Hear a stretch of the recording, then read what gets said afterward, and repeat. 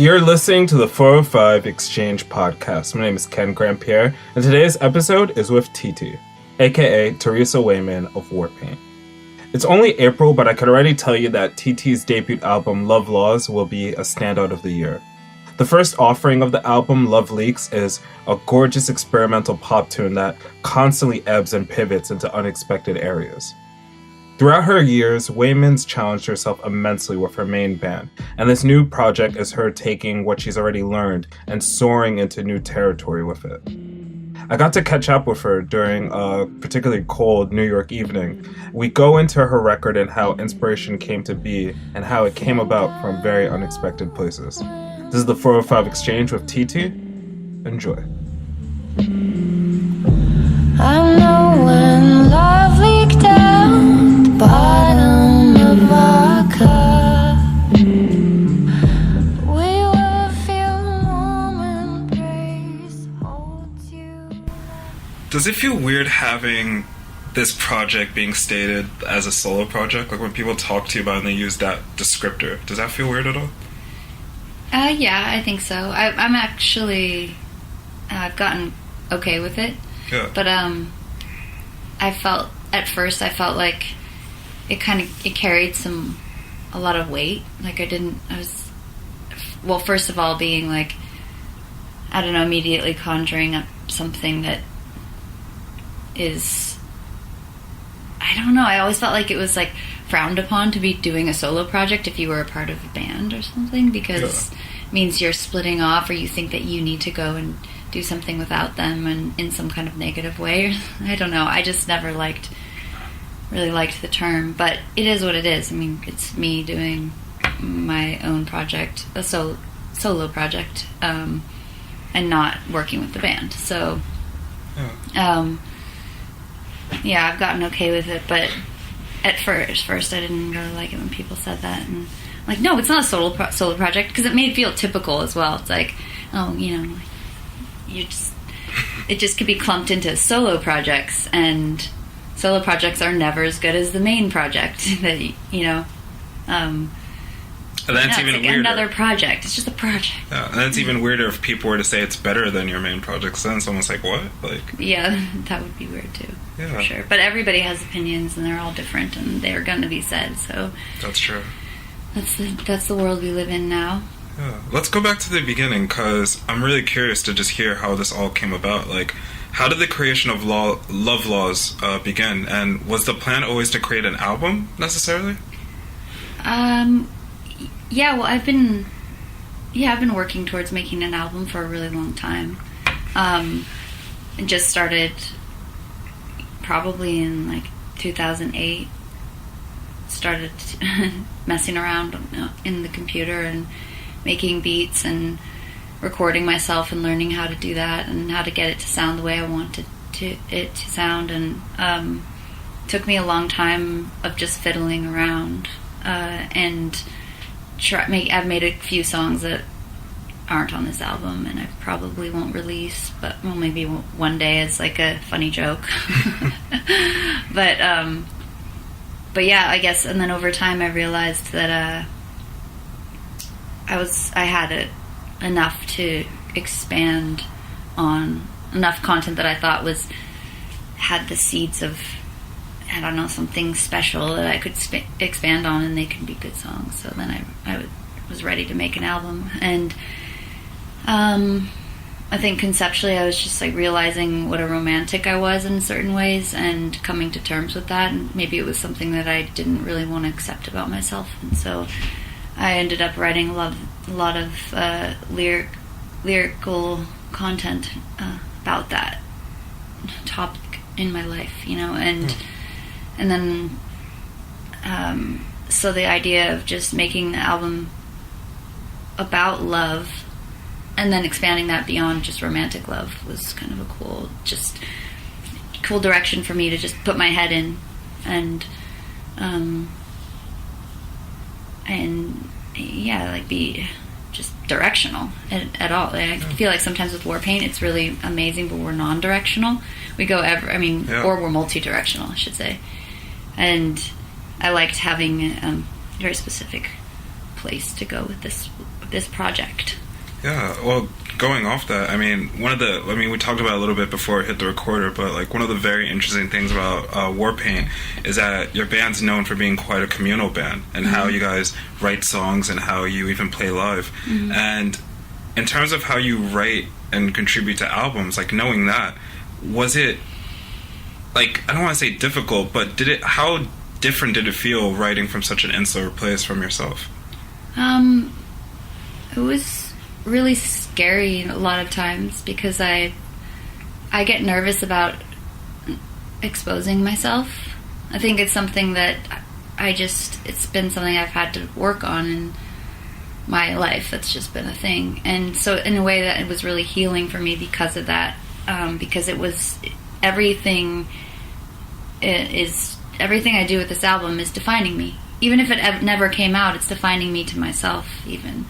And so I really got to look at who I was in so many ways. And sometimes I didn't like what I saw or heard, or I didn't know where to take a song, and I couldn't rely on the excellence of someone else necessarily to get me out of that hole. Yeah. And I think all of that was a really valuable experience. But at the same time, I was collaborating still. I worked with my brother, and I had him to bounce off of. And sometimes I would just, sometimes I would let him figure out, like a chord progression for a C section of the song that we were trying to incorporate into the arrangement, and it felt good to just hear what someone else would add. So it wasn't 100% me, and I got input from Dan Carey and Money Mark, the producer, and he kind of came in towards the end, and he just played a lot of different things over the songs and really put down some gems that I later just like placed and cut and things that really just put a beautiful finish on the whole thing, which is amazing. Yeah. And my friend Gudo, she wrote a incredible bass line for I've Been Fine. So I mean, I still was collaborating, but I ultimately got to say if I felt like something worked or didn't. Yeah. And yeah, like I said, that was like a little bit frightening, but also totally enlightening. Yeah. I wanted to kind of delve into the romance aspect that you brought up earlier, but to kind of ask it in a different way, because you've experienced so much within Warpaint and intrinsically in that, your own life. Mm-hmm. I mean, the fact that you've got to travel the world and interact with so many people as you have, and it's crazy to think that the first time I saw your band was probably back in like 2009, 2010. Mm-hmm. Like I was a student, and I could still remember like just the vibe that you guys had and just the way you would play. And then just as the years have gone, you've released more albums and toured. I bring all that up because I wonder if with the writing of this album, did it feel like second nature to have the experiences that you've had over the years bleed into this writing that you did for this album? Like, do you feel like the experiences that you've had in the last couple of years at all influenced the way you approach writing in this sense? Yeah, for sure. I mean, in so many ways I don't really know. I mean, it's just kind of, those experiences are embedded in me, and I feel lucky to have made this album not with a completely, even though it's my first album, I'm glad I have experience making albums previously. Because I feel like, God, I mean, there's so much to learn when you're making an album, and it's such a big process, and then at least the pattern of Warpaint is we don't make another one for a few years, a couple years, and so some of it's taken whatever 8 years to really get some experience making an album under my belt or under our belt. Yeah. And so I mean, yeah, I feel like I mean, how could I not really, you know? I've learned so much from the girls, and I've learned so much from the process, and I've tried to put everything I know that I love and everything I know that I want to leave out into this album. That's really good to hear. You know, I'm curious because naturally people always ask, like, what you learned from previous albums that helped you prepare for this one. But I feel like people usually ask that within instrumentation standpoint. I'm curious for you as a writer, what do you feel working on previous albums throughout your life has prepared you for this in terms of just writing? Like, lyrically, you mean? Yeah, lyrically. I think really honing in and if something doesn't feel right, questioning it and doing it for a while, questioning it for a while and letting it kind of stand the test of time. Even if, you know, I think I can remember there's things that didn't feel right, and I tried to change them so many times, but then that didn't work, and ended up with what I started with. But now I know why I like what I started with, and I think that I needed to go through that exploration in order to let it be. And then there's some where I explored and I changed everything, and I love it so much better. So I just, I definitely had the ability to take as much time as I wanted with it, which I don't usually get in Warpaint. And so that was a different process for sure. So let's jump into the album. Like, one of the things I was very curious about asking you about when I knew I was going to be talking to you is, I just really want to know, where do we find you at the start of your album? Like, what does the first track, Mickey, say about you? Well, I think it's that... Or is it Mikey? Mickey, yeah. Good to know. I think that song says that, you know, that's my... I mean, I pretty much played everything on that album, or in that song. Although, well, actually, geez, what am I saying? I did. But also that was like probably one of the most very collaborative song too, because I had one of my friends, he came in and wrote the chorus, the melody of the chorus, and so that song, I don't know what it says. It says that basically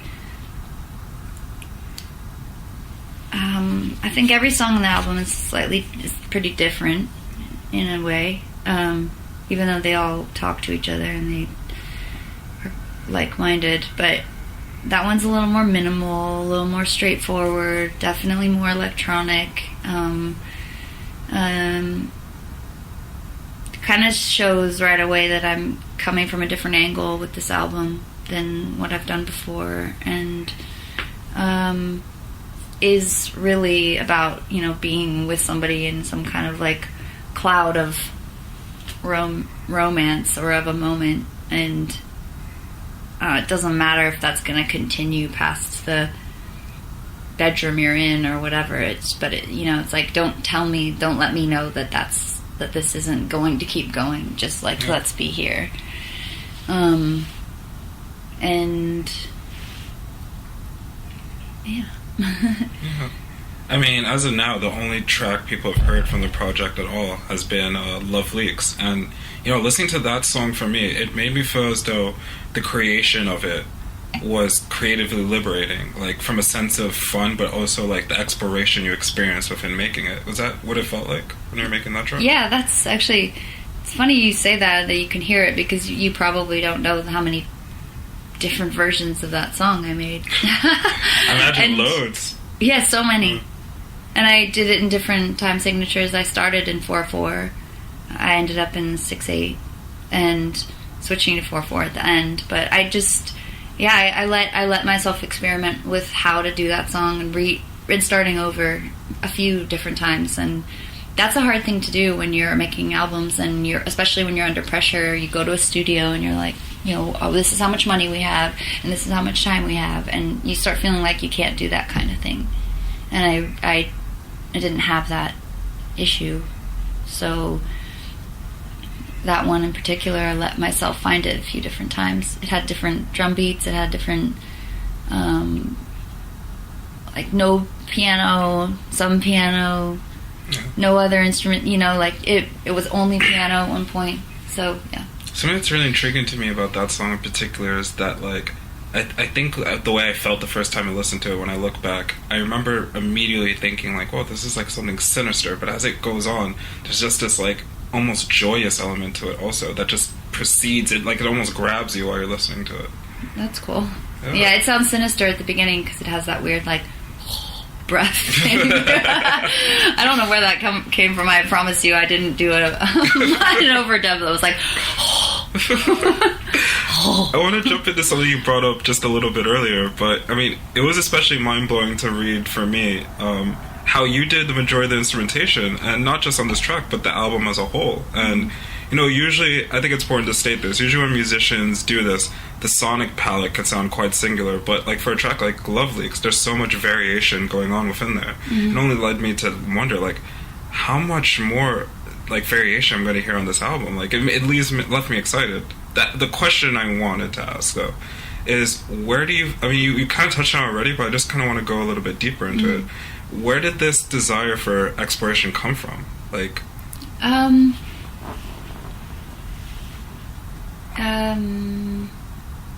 Well, I have this problem, quote unquote, she's there problem, of wanting to do everything. Like, I could look at this bed and be like, oh, I love the frame on that bed. Oh my god, it would be so fun to get into woodworking and make a bed frame, or, you know, one day I'm gonna make my own wine, or, you know, I don't know, like listening to some band and I love the way the bass is played, and then I all of a sudden want to play bass, or, you know, I just get really excited by creating things and doing things, not even just musically, but so I think it was really fun for me to explore doing all aspects of, or many aspects, or any that I wanted to do for this music, and just making it my own as much as possible, and making it... I get a lot of pleasure out of creating things, and I think that's kind of like fundamentally one of the things that we're supposed to do here while we're alive, you know, is create and explore, whatever that means for you. I mean, I know a lot of people, even if they aren't officially artists, love the arts and have some way in which they're creative, you know, or express their creativity. So yeah, I just took it as an opportunity to play around and have fun. You know, I'm not the best bass player in the world, I'm not the best drummer in the world, I'm not the best beat maker, but I can do things my way, and it expresses who I am, and that's golden, and that's how everybody should look at it. I'm really curious about so many things regarding this project. It's been so good getting to learn so much more about it from you so far. Cool. My next question for you is, I really want to know, like, because we talked a little bit before at the recording about how you're going to be playing live shows and how you've done some rehearsals. And I mean, you are like pretty much at the front with Warpaint, and people are paying attention, but I wonder, like, what is it like? I mean, do you feel that there's more focus on you and the way you're performing these songs? There's going to be more focus on you and the way you're performing these songs when you play live? Like, do you think there's going to be some level of expectation people are going to have when they watch you live? Yeah, I mean, probably. People are expecting things left and right all the time. It's kind of, you know, it's kind of like a big fault we all have. It's why we all like fight with our boyfriends and girlfriends or whatever too. It's like, I expected you to be here at this time and you weren't. But no, I think that, yeah, people will be expecting things. I hope that mostly, though, it's met with an open mind, and just, you know, I think you can like it or you can not like it. If you don't like it, it's not for you, that's fine. If it's not, like, it's not what I'm doing exactly with Warpaint, so I'm sure some people will be not as drawn to it. Yeah. And that's okay.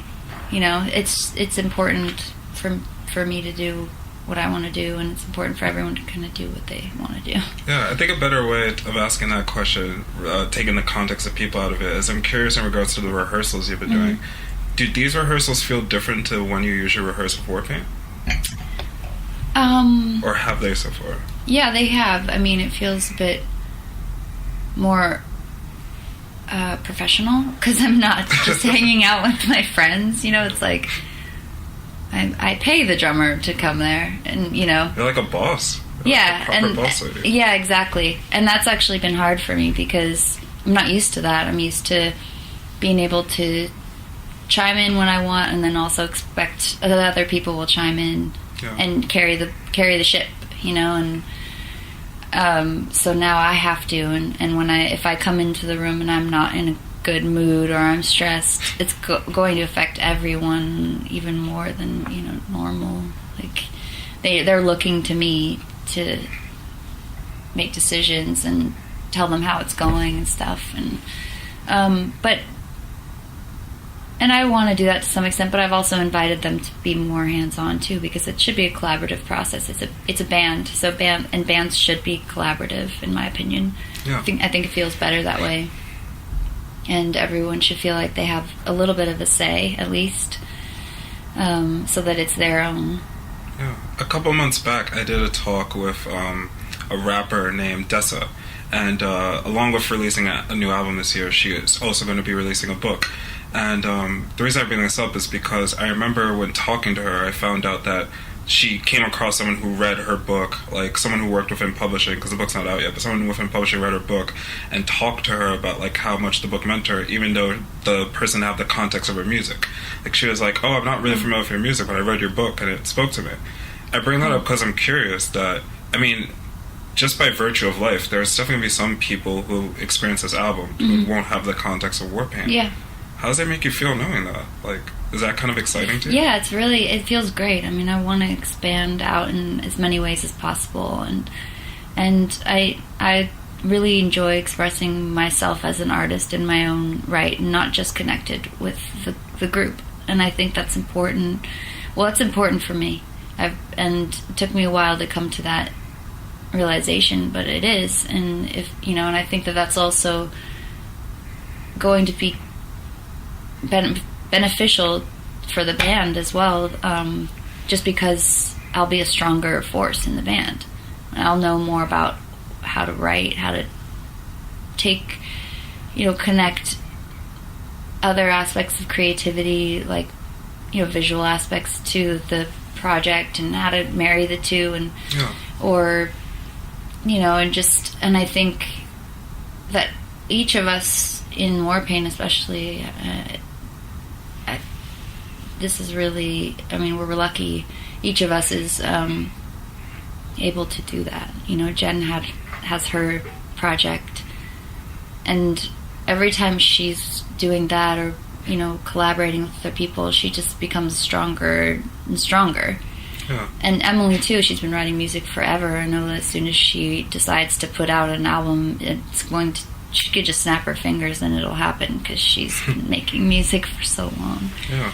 And Stella obviously works with people constantly. She's on so many albums. She just started doing some film scores and things like that. And so each of us is exploring our personal contribution to the band. Yeah. And so that just makes the whole thing bigger and better. But I also want to see who connects and feels me, and not me with Warpaint. Yeah. That'll be interesting.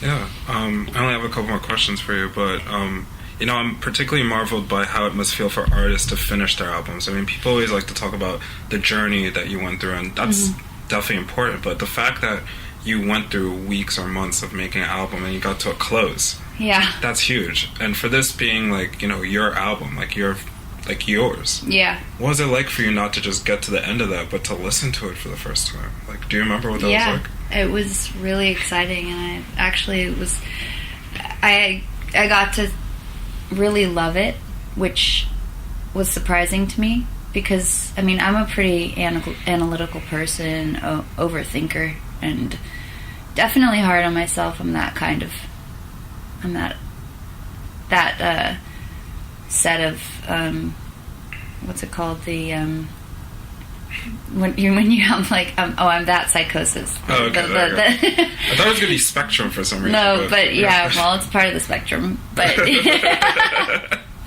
I'm of a spectrum. No, I'm like that person that goes to therapy for, like being a perfectionist or something, and hate and self-loathing or whatever. But anyway, I definitely got to a point where I finished, which was a push for sure. And I finished, and I kept weeding, and I kept thinking, I love everything except this, this, and this. And then I went and I adjusted this, and this. Or I adjusted this and this. And then I listened again, and I was like, still this. And then, so I got that out. And then I feel like I got to a point where I really could listen, and I loved it. And I mean, of course, there's still flaws or whatever, things I would do different next time. But overall, I got to a place where I feel like pretty good about. I feel good about it, and that was really surprising to me, and liberating, and if I think too hard about it, I can start analyzing it, breaking it down again. But it's cool you ask about finishing. I do think of it, and I'm sure people have used this analogy before, but it's like, if you're running a long race, I'm sure the last leg of it, the home stretch or whatever, is where you have to push the hardest because you're so tired and you're over it. But if you give up, then you could give up your place, because it's like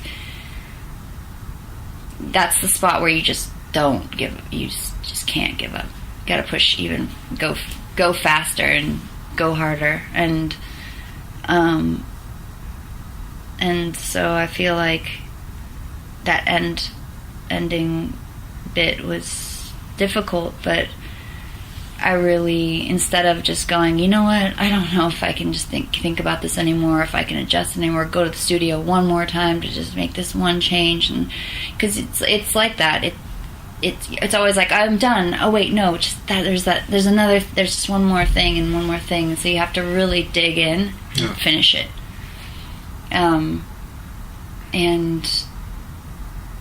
But I did it. You did. I did, and it just took perseverance. Yeah. Before I let you go, just my last question, I want to go back to the fact that you've experienced so much in your life, because I really do think that's significant to the fact that you write and you create and you experience literally life. Mm-hmm. And I'm really curious to know that because of all the traveling that you've done and the fact that you spent so much time in so many different places, I wonder if you would say there's a place that you've either visited or lived in or spent a significant amount of time that you feel has left quite an imprint in you as a creative or an artist, something that, a place that you really do feel like a connection to, a physical place. Mm-hmm. Well, I've spent a lot of time in London, and I feel like they've really shown the world over there kind of how to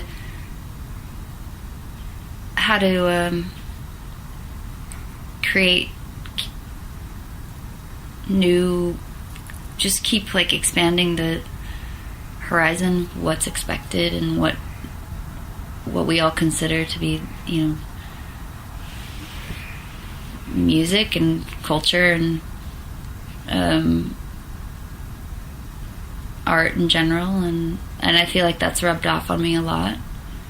I used to want to move over there. I used to really just wish I was English and all these things, and I don't anymore, but I don't necessarily want to move there either, but I just feel like there's some kind of the English people as really intelligent and driven and innovative, and even though there's so much, maybe they're bound to some kind of history and also ways of being that that might seem inhibiting. I think that there's always something brewing under the surface over there that really pushes us all to like new places, and I think that's I feel like that's rubbed off on me some. Yeah, that's massive. Well, thanks for taking the time to chat again. I really do appreciate it. Cool. I mean, it was super fun. Yeah, It's over. Yeah, we're at the end That was of it. really fast. Yeah.